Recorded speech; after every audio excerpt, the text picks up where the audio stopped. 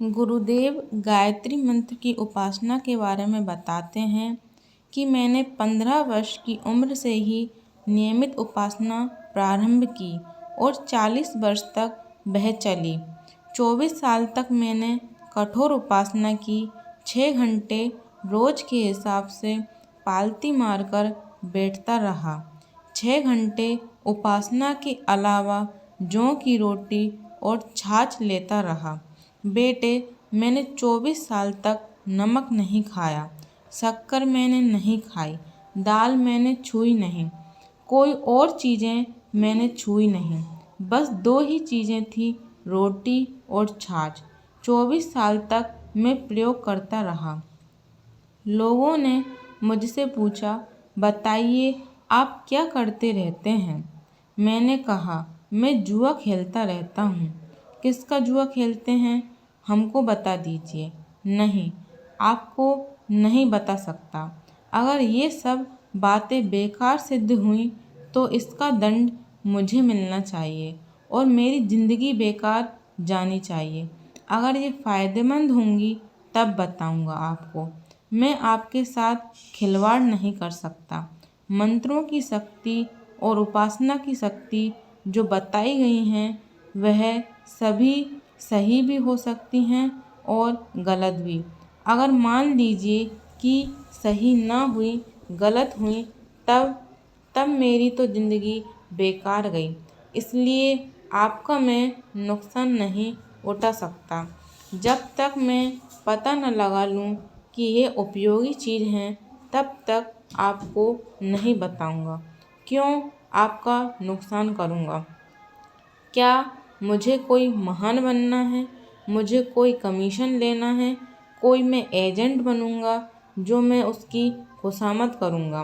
मैं उसे देख लूँगा तब पता बताऊंगा और जब तक देख नहीं लूँगा तब तक कुछ नहीं बताऊंगा। इस तरीके से मित्रों, जब 40 साल का हो गया और जब मेरे 24 परीक्षण पूरे हो गए तब मैंने ज़बान खोलना, लोगों को बताना और समझाना शुरू किया कि क्या करना चाहिए, कैसे हो सकता है। बस यही है मेरे अनुसंधान का सार निष्कर्ष। यह वहाँ से प्रारंभ हुआ जब एक बार गायत्री मंत्र का प्रारंभ हुआ। किसने कराया? मालवीय जी ने। जैसा कि मैंने आपको निवेदन किया था, उन्होंने क्या बताया? उन्होंने बेटे मुझे कर्मकांड बताए। कर्मकांड के बाद एक और दीक्षा मेरी हुई।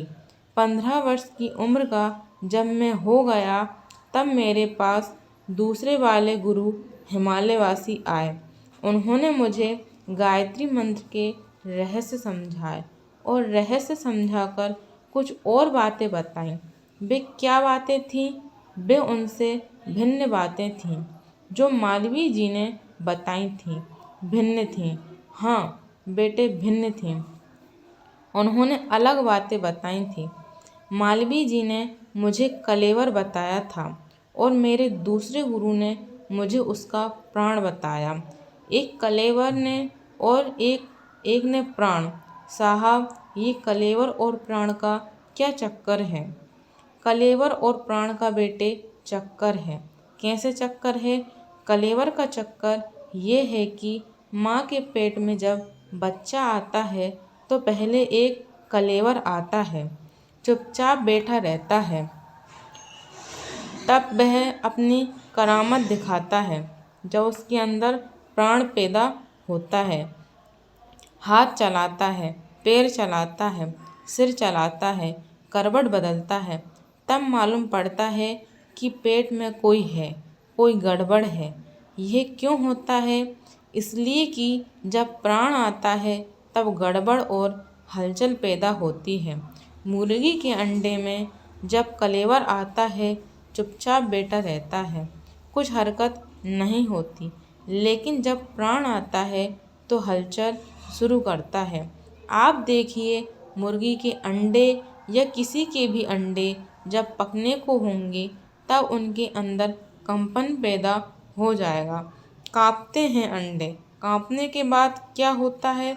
कांपने के बाद बेटे एक दिन ऐसा आता है कि उसका टेम्परेचर बढ़ जाता है।